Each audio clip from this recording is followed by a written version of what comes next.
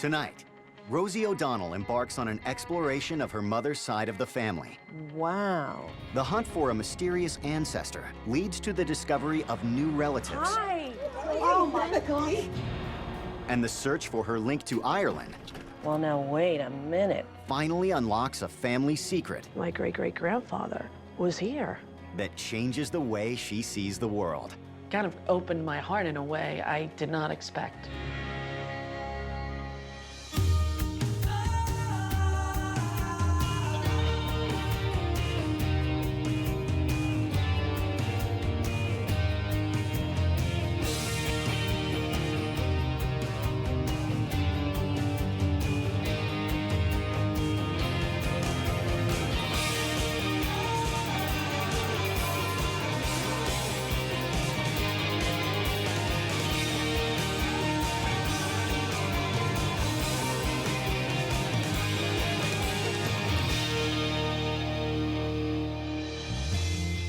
Emmy Award-winning talk show host Rosie O'Donnell is also an accomplished actor, author, and philanthropist. 5, 4. Her most recent venture is hosting a morning radio show that she runs from her family compound outside of New York City, where she lives with her 4 children. I come from a large Irish Catholic family. I grew up on Long Island. I'm the middle of 5 kids. Once I got older and I was lucky enough to have some success, I built a home in Nyack as a sort of haven for me and my kids. I wanted privacy, but I also dreamed of a place where we could have fun and be creative. I think the desire to provide a fun home comes from the fact that, my childhood home was not so fun, I mean, it was sad. My mom was sick. I was 10 years old when my mom died of cancer. And it, was a defining moment of my life, without a doubt. And it was like all the color was sucked out of the movie, and it went to black and white. It was life-altering. I try hard to sort of reframe the picture of my life, like, I'm not only the motherless daughter, I am now the mother. So I want to find out about my mother's family and their history, to see them as fully fleshed out individuals and to understand what their journey here was like. I'd like to thank the crew of Who Do You Think You Are, because they're here filming, hello, today, and it's the beginning of my journey. We don't know where we're going, what we're doing. Like, I can't even imagine, Wouldn't the O'Donnells be from Ireland? Or You think? my mother's name, McKenna, Murtha. Irish, we're all Irish. Right. Imagine if we find out, like, we're going to Israel, I'm Jewish. It's really McKenna Rabowitz or something. I think if we end up not going to Ireland, it would be a shock. I mean, that was always what we were told, that was our identity. One thing about growing up Irish Catholic, we didn't talk about anything bad that happened, nothing at all. Not my mother's death, never mind my family history. All I know about my mother's side is that her mother, who lived with us, was Catherine McKenna. We called her Nana. But I never knew my grandfather, Daniel Murtha, because he died before I was born. I've asked my brother Ed to come over and help me get started on my journey. Really? He's always been the keeper of family photos and history and whatnot. I have all of Nana's photos and letters from her bedroom furniture. Actually, it was all still in the same drawer from when it Really? left from Comac. Yeah, kind of scary. So I went through all the stuff. What did you find? What did you Well, I find? found a bunch of different things. Remember that photo that hung in the playroom? Yes. This photo I do remember it being in the playroom, and I do remember nobody knowing who it was, but why do you think that it would be hanging in our house? Remember, they never knew who it was. They could never tell you who it was. It was some relative, or it wasn't really a relative. Right. It was Never got a clear answer. Right. So who's the person? We don't know. I don't know. We still don't know. We still don't know. We grew up with her, but we don't know who she is. I think Nana said it was Dan Murtha's stepmother. Our grandfather's stepmother? Right. But Dan Murtha's parents got divorced or died? I have no idea. Oh. That was just something randomly. It was always very vague. But she still hung there for 20 years on the wall, even though no one knew who she was. So more power to her. We go to Ireland, she's sitting at a bar. And what's this? This is Dan Murtha's draft card for World War I. Daniel A. Murtha, age 22. Date of birth, November 22nd, 1894. 604 Henderson Street, Jersey City, New Jersey. Where do you think you would start looking to find more information about them? I mean, any ideas? I don't know. Jersey City. It's not going to be as easy as it looks on TV. No. And so we begin, Ed. Let's see what we find out.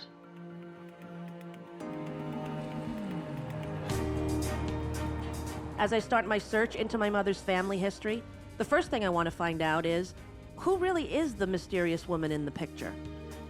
All I know is that she might be somehow related to my grandfather. So I need to track down more information about Daniel Murtha.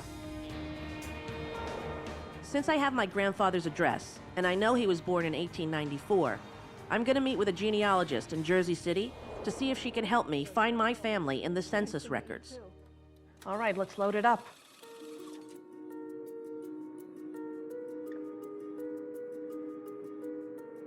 Okay, I think this is it here. Okay. Henderson Street. Here we are, right? Murtha. There's my grandfather, Daniel. Oh. Murtha. Michael. That was my grandfather's father, my great-grandfather. Okay. And then they continue down on the next page. To Ellen, who was my great-grandmother. So I've discovered that Daniel's parents, my great-grandparents, were Ellen and Michael Murtha. To look for more about my great-grandparents, Michael and Ellen, I printed out the census record. See, what does it say about Michael? He's white, male, and he's born February 1855, it looks like. And we have where he's born. Canada. In French Canada. So he was in French Canada, which would be Montreal. In that area, yeah, somewhere in that area. And his parents, we have where they're born. Ireland. I knew it.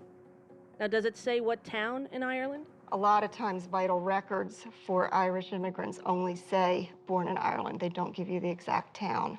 And the hardest thing really is to get the exact place of origin in Ireland. It's not an easy task. Right. So is there anything else we could tell about him from this? I have information on his wife, Ellen. She was born in August of 1864, so she was almost 10 years younger than her husband. He was robbing the cradle. You know, those Murthas. Well, is there any way to go back to the census before this one? Yes. I actually have checked the 1880 census online. This can be done online at ancestry.com. Mm-hmm. And I was looking for a Michael Murtha, and I found one in Brooklyn. It's the only possibility that's from Canada, and he has a wife, Anna. Now, I'm going to have to take a minute to digest this, because let me figure this out.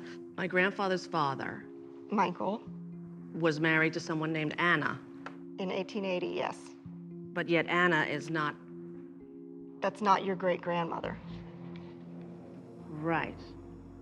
Well, this could be the mystery of the portrait that hung in our house. There's a portrait of a woman that looks like from the 1800s. My oldest brother, Eddie, would always ask her, Nana, who is that picture?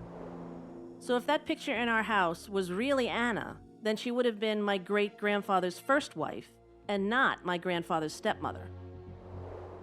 So now, I need to know what happened to Anna.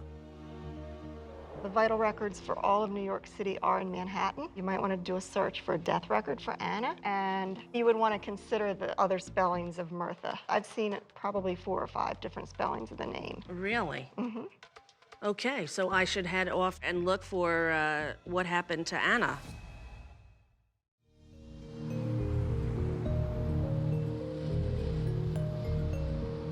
Rosie O'Donnell is in New York City, on the trail of a woman whose picture hung in her family home for years.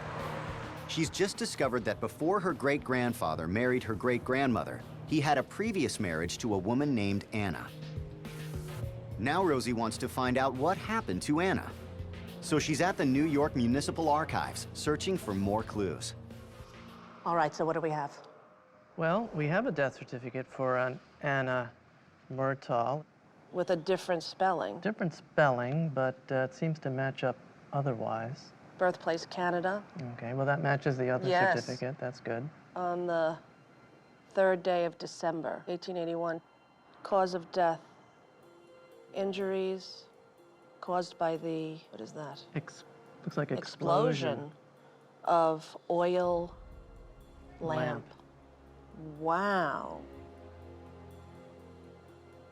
Time till death, 20 days? Oh, my Lord. I wonder if anyone else died in the explosion. Maybe a good thing to do would be to look at the newspapers from that time period. This incident may have been written up in the newspaper. It's possible. That's a long time to suffer. I'm really upset to hear that my great-grandfather's first wife, Anna, died so tragically. I've got to find out more. So now I'm going to the Brooklyn Historical Society. I'm hoping that there was something about the accident reported in one of the local newspapers. Here we go.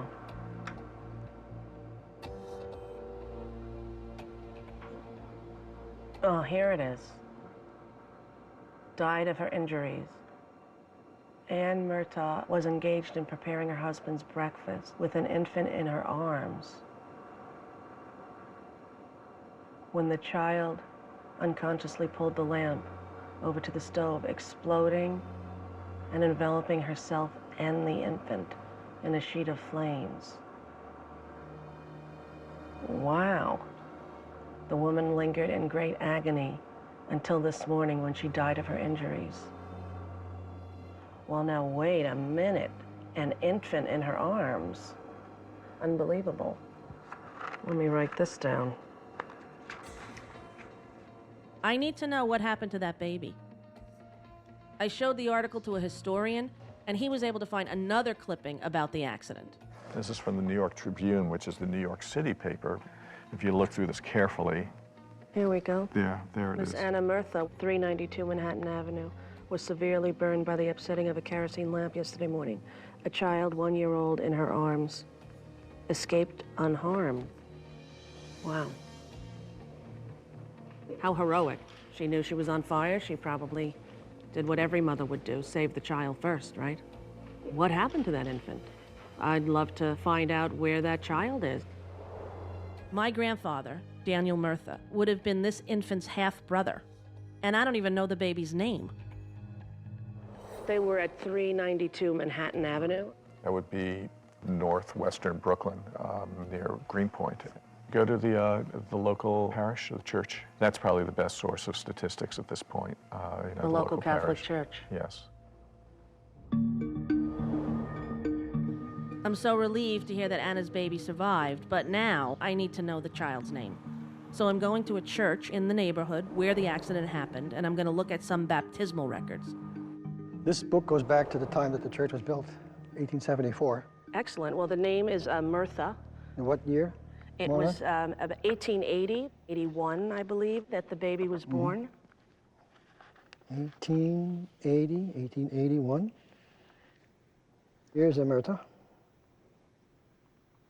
Okay, here it is. The Yeah. mother was Anna Murtha, and the father was Michael Murtha. And the baby, Elizabeth Murtha. Murtha. That's her. There she is, baptized. Right here. Now, I wonder what happened to that baby.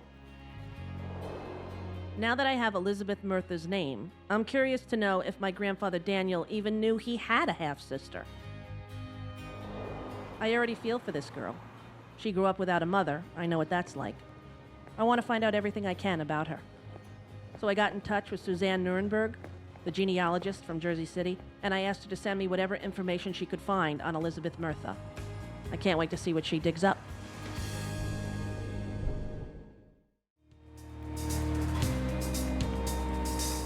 Rosie O'Donnell is on a search into her mother's side of the family. She's learned that her great-grandfather, Michael Murtha's first wife, Anna, was killed in a tragic fire, but their baby miraculously survived. After uncovering that the baby's name was Elizabeth Murtha, Rosie passed the name on to Suzanne Nuremberg, the genealogist from New Jersey, who's just sent Rosie some incredible new clues. Somehow, Suzanne went and found Lizzie Murtha here in the 1900 census in Jersey City. Here we have Elizabeth Murtha, married to Francis J. Smith. And oh, look at this, family tree. So it looks like Lizzie married a man named Frank Smith. And together they had 4 kids. Their eldest son, Christopher, had 10 kids. These people are my second cousins.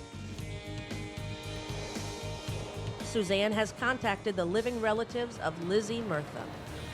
So, I'm about to meet her grandchildren. Oh my God! Hi. Oh my God! How are you? Look at all my New Jersey relatives. Hello, sir. Frankie. Hi, Frankie. How are you? You smell very nice. Can you believe that we're related? Meeting with Lizzie's grandchildren was really eye-opening. Lizzie is kind of a little bit of a miracle baby. They had no idea that their great-grandmother Anna died in a fire, but they did recognize the photo of Anna, and that was really exciting for me. Now that looks familiar. I had a copy of Lizzie's obituary, which none of us had seen before. Sister of Daniel Murtha. Sister. Sister. It listed my grandfather Daniel as Lizzie's brother, so I was heartened to realize they must have known each other. Yeah, I'm kind of getting it. I think Daniel kept Anna's portrait up to honor Lizzie. Now that I've found out all I can about Lizzie and her mother Anna, I want to shift my focus to Anna's husband, my great-grandfather, Michael Murtha. So far, I know that he was born in 1855 in French Canada and that his parents were from Ireland. So I'm headed to Quebec to see if I can find out what part of Ireland the Murthas were from and why they ever left their homeland.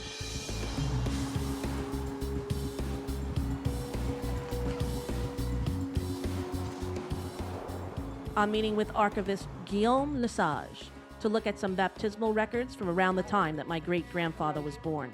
I'm hoping this helps me find a clue that will eventually get me to Ireland. Okay, so here is the index. Wow. Okay, Okay, we're at 1855. okay. If you look in the margin, you have B for baptism, so that's what you're looking for. Ah, there he is. That is Michael Murtha. That is my great-grandfather right there. Oh, So that means he was baptized he was baptized in Montreal. in Montreal, yes. Yes, That means that I am part French-Canadian. Yes, we could say that. And I have wondered why I've always enjoyed a chocolate croissant. Well, Now, maybe, Guillaume, it all makes sense. yes, maybe, yeah. Okay, well, can you tell me what this says right here? Yes, for sure. So it says that on the 25th of February, 1855, I, priest undersigned, have baptized Michael from the legitimate wedding of Andrew Murtha, Wow. who was a day worker, and Anne Doyle. Wow. Well, I'm going to write down these names because I had no knowledge of his parents' names. So I'm closing in on my Irish heritage. I just found out that my great-great-grandparents are Andrew Murtha and Anne Doyle. So, Guillaume, do they ever list the nationality or where the parents are from? And Maybe if you go at the National Archive of Quebec. is that here in Montreal? Yes, yes. The National Archive of Quebec. Yeah, That would be great. yeah. I hope you good luck on that one. Thank you so much. Now I'm off to meet with an archivist at the National Archives of Quebec. I'm hoping to solve the mystery. Where is my family from in Ireland? Look at this. This is a copy of the 1861 census. Okay. I see a Murtha there. Exactly. That's Andrew. He's a laborer. Place of birth, Ireland. Fantastic. I knew it. Does it say anything about their children or not? Yeah. Yes, it does. You see here, there's Elisa. This looks like she's 18. The 1861 Canadian census shows that Andrew Murtha and Anne Doyle had 6 children. My great-grandfather Michael, George, and Ellen were born in Canada, but Eliza, Thomas, and Daniel were born in Ireland. So they had 3 in Ireland and 3 here. So Denise, is there any way that we could look up any other vital records on Andrew Murtha or Anne, the parents? We can see on ancestry.com. Anne, Anne. no E, Right. Doyle. Let's write Montreal. Look at that. There's an Anne Doyle, spouse Murtha. And it says burial, 1876. So this is when she died. Yeah. But it doesn't list what town or county they were from in Ireland. Nope. So I'm at a brick wall again. You could try. If you're lucky, there might be an obituary in the newspaper. We don't keep them here at the archives, but at the Grande Bibliothèque, which is a few blocks away. We'll take a shot. We'll go over to La Bibliothèque. Okay. Well, thanks for all your help. You're It's welcome. lovely to meet you. Now I know the year my great-great-grandmother died. This is the only clue I have to find my way to Ireland. Looks like this might be my last shot, so hopefully 1876 is my lucky number. Rosie O'Donnell is in Montreal, Canada, looking for the one clue that will get her to Ireland so she can continue her search into her mother's ancestry. I know that my great-great-grandmother, Anne Doyle, died in 1876. This is all I have to go on. I'm hoping to find some kind of record that will tell me what town she was from in Ireland.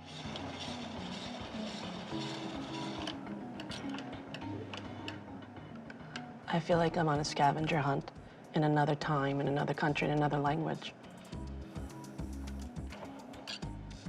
Okay, here we go.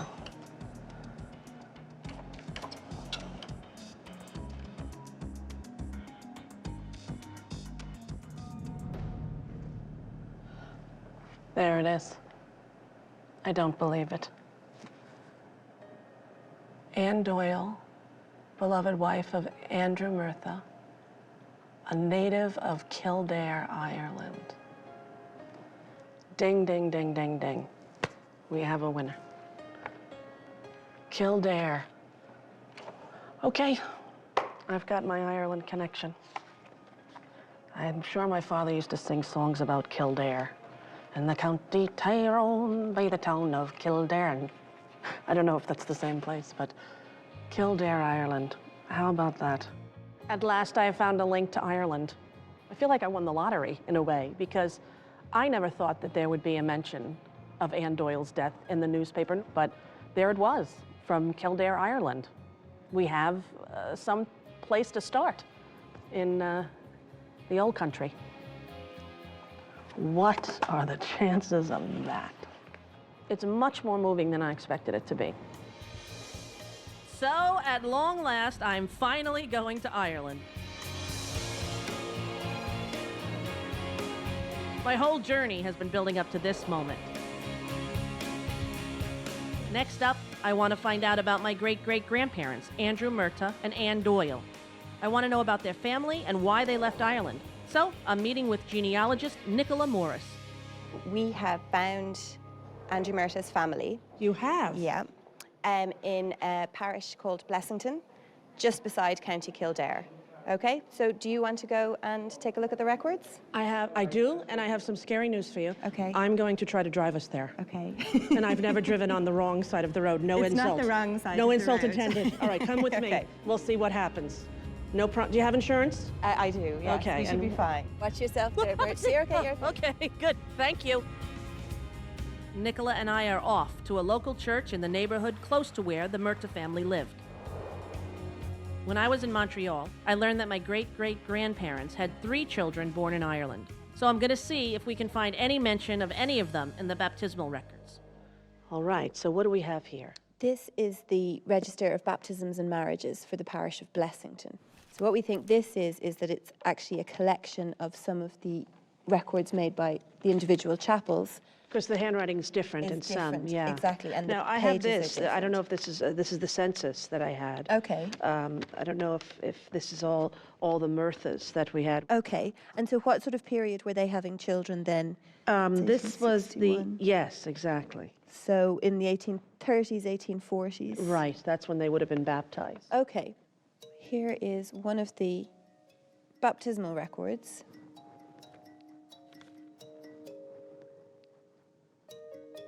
Daniel of Andrew, Murtha, and Anne Doyle. Ding, ding, ding, we have a winner. Yep. That would be it. Wow. Okay, are there other children? We did find 2 other children for them in the register. Here we go. So there's the name of the child. Eileen, or is that Ellen? Eliza. Oh, Eliza, short yes. for Elizabeth. That's what we actually had, that one as well. She's in the census? Yes. Okay. And the last one, here we go. So here's a Murtha, yes? Yeah, that's right. So that's Patrick. Patrick. So there's no record anywhere of Thomas in here? No, but I think from looking at this register, because it appears to be in fragments, I think that there are probably elements of it missing. That were lost? Yeah. And Patrick, we have no record of on the census. So he isn't with the family in 1861. He is not. Of the 3 children listed on the Canadian census, I've actually found Eliza and Daniel in the church records. And while there's no trace of Thomas, there is another Irish-born child named Patrick, whom I knew nothing about. Now, he was born in 1846. Right. That was just at the start of the famine in Ireland. Right. The potato famine was one of the darkest moments in Irish history, and over 1 million people died as a result of this national crisis.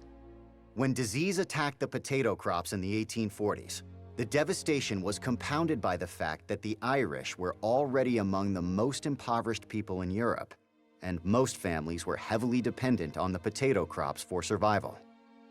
This catastrophe created mass starvation in Ireland, and children were at much greater risk of disease and death than adults. The harsh reality for families like the Murthas was that it was not uncommon for babies to die in infancy. Patrick may not have survived to leave for Canada with the family. It's a hard thing. I think it's an impossible concept for any mother. And to know that that's sort of part of your heritage and history makes you, I think, or me, really grateful for the children that I have that are healthy, that are alive, and for the time that I live in where, you know, it's not so commonplace. Rosie O'Donnell is in Ireland looking for records that would help explain the details behind the Murtha family's immigration to Canada. It looks like my great-great-grandparents lost one son, Patrick, during the potato famine. Now I want to know how Andrew, Anne, and their other children survived that catastrophe before going to Canada. Nicola Morris, the genealogist I met, suggested I go to the Kildare Library in Newbridge to look into the records being kept by the Poor Law Union, which she tells me was a governmental agency that provided food, shelter, and sometimes assisted immigration for families stricken by poverty. How are you? So, I'm going to meet with librarian Mario Corrigan. Very nice to meet you. Good to meet you. I was wondering if you could help me. I have relatives from Kildare. The first record we have of them existing in Montreal, Canada, was February 1855. Okay. So, with that information, where should I go? Or We're looking for a period when they would have left Ireland to go to Montreal. Yes, and perhaps why and what their life was like before they left, if there's any way. Okay, let's look at the Poor Law Union minute books for the year preceding, just in around maybe June, July, when we would expect them to actually leave Ireland. Okay. If that's okay. So you take a seat here. What we're going to look at, the minute book for 1854. I'm shocked, Mario, that this paper even exists. This is the actual paper, right? These are the original minute books of the Poor Law Union from, as we're looking at here, this is in June of 1854. And the original handwriting of the people who had actually minuted the meetings of the Poor Law Union. And these are the only records that could shed that sort of light on your family's history, if we find that they were connected with the Poor Law. What would one do in order to have to qualify to receive benefits from the Poor Law Union? Was there a minimum or? This is the tricky situation because really what we're talking about, these people, if they show in these minutes, would actually be within the workhouse. And to qualify for assisted emigration, we're talking that they would actually be within the workhouse possibly for a year or more. Now, I'm sorry for my ignorance, but the workhouse was a place where people lived who were not currently working? Is that? The workhouse was what? It was basically for the poorest of the poor, the people who had no other recourse to work or to any kind of home And they would comforts. live there? They would live there until such a stage that they could request to leave. So their life at that particular time is really, really low. And this is certainly at the height of the famine, which is ravaging Ireland. This is the place where they can find food and some sort of comfort. It's almost the last stop for them. It really is. We're going to start with June of 1854. What we're looking for are the actual handwritten minutes of the meetings. There is the name, right there. Andrew Murtha. It was Andrew Murtha, his wife, and 4 children. And this would mean that they did live in the workhouse? Yeah. To qualify for emigration, they would be at least a year and possibly even more. And this is the reasoning behind their choice to go. Wow. To survive the workhouse system and these difficult years in itself was a huge accomplishment. Proposed by Mr. MacDonald and seconded by Mr. Wolfe that Andrew Murtha, his wife and 4 children be sent immediately to Canada. Wow. MacDonald and Wolfe are on the board which manage this workhouse and workhouse district. The people with the power are this board of guardians, and they are the people who decide on the people who are going to emigrate. Mm. It is George Wolfe who proposes that those people be helped or assisted to emigrate to Canada. So this is the proof that they went there. Do you think they must have known the family? There's a lot that we don't know about it, obviously, but there's certainly, there's a feeling that it's well-intentioned. Maybe they've concerned with their particular plight, the condition that this man, his wife, and 4 small children, who obviously say that they want to go. You know, I didn't really know much about my mother's family because she died when I was 10. And so all of this is sort of new information. It's really overwhelming to imagine and to sort of incorporate into who I view myself as a 48-year-old woman today. Yeah, but it's the ultimate great story of coming from these difficult, really horrendous times. Yes. To a new country. Yeah. And actually making good, which obviously has happened. Yes, it has, I think. Not just me, but all my siblings are, you know, knock wood, very successful at what they do. And, you know, when you think of the death and the suffering, and it's really, it's very overwhelming. I always have felt that my life was blessed, and if the MacDonald and the Wolfe family hadn't sponsored Andrew and Anne, I would not be here, literally. It would not be me. There may be a descendant of theirs and doing something else, but it wouldn't be me. And that's pretty intense to think about.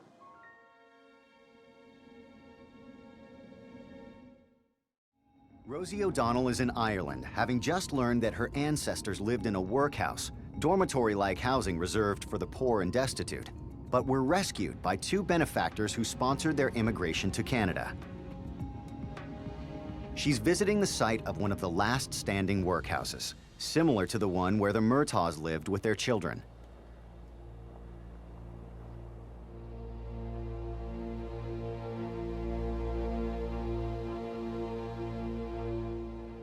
Wow. Doesn't look like I thought it would look. I don't know why I thought it'd be smaller. It's huge. To think how many people were in their families, and definitely creepy. Hello. I'm meeting with historian Jerry Moran to find out about the living conditions my family endured.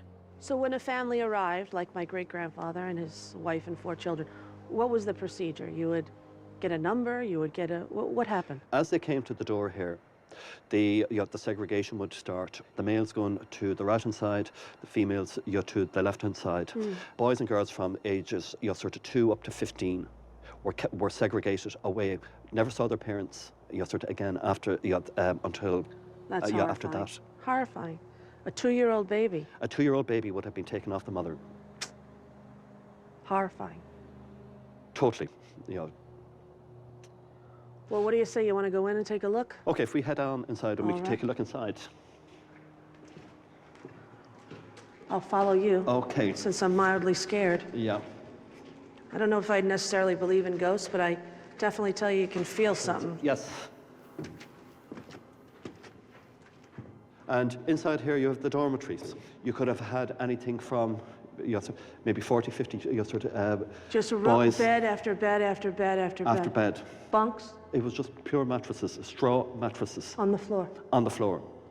We also know from some of the evidence that you could have had up to 4 people in the one bed.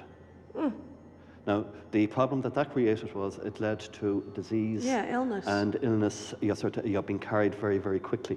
When you have cholera or typhoid, you're talking about maybe up to 10 people a day dying. Wow. It does remind you of a concentration camp. It has a certain feel like that to it, definitely. Now it looks a little bit lighter. Is it lighter up here? Well, there is more light. Yes. But we're moving up now into the attic, and this would be And it's quite cold up here. It's noticeably colder. Very, very cold. This is where many of the children, sort of would have been kept.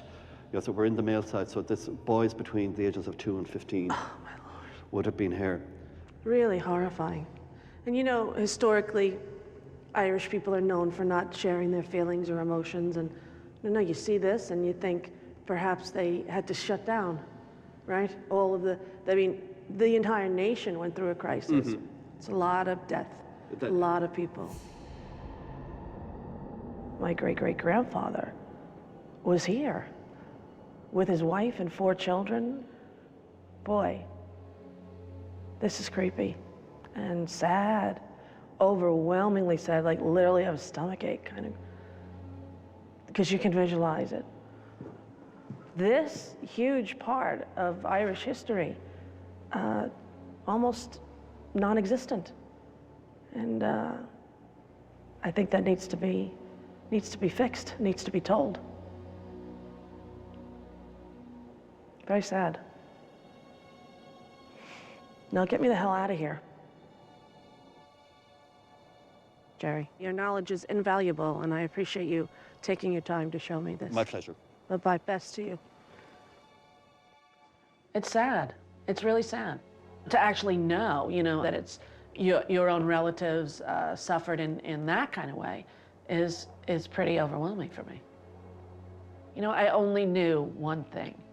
I had a mother who died. That's all I knew. And that felt like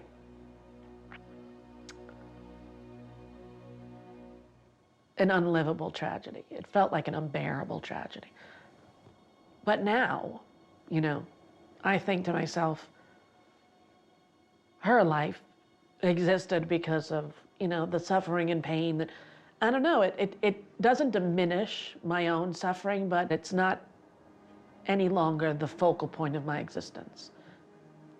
I think that's a gift.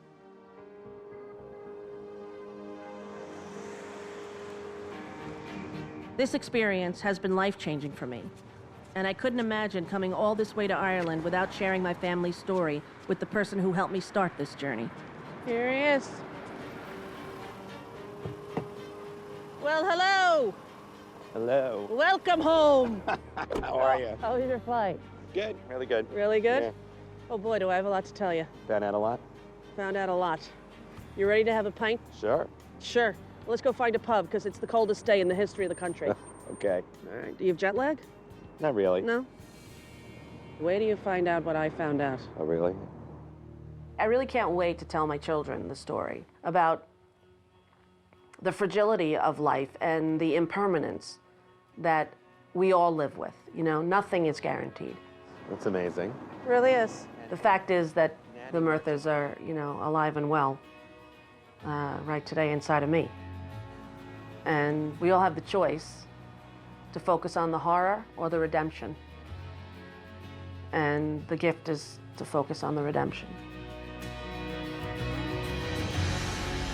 Murtha's Corner. Hey, you think one of our relatives own this place, Ed? Sure.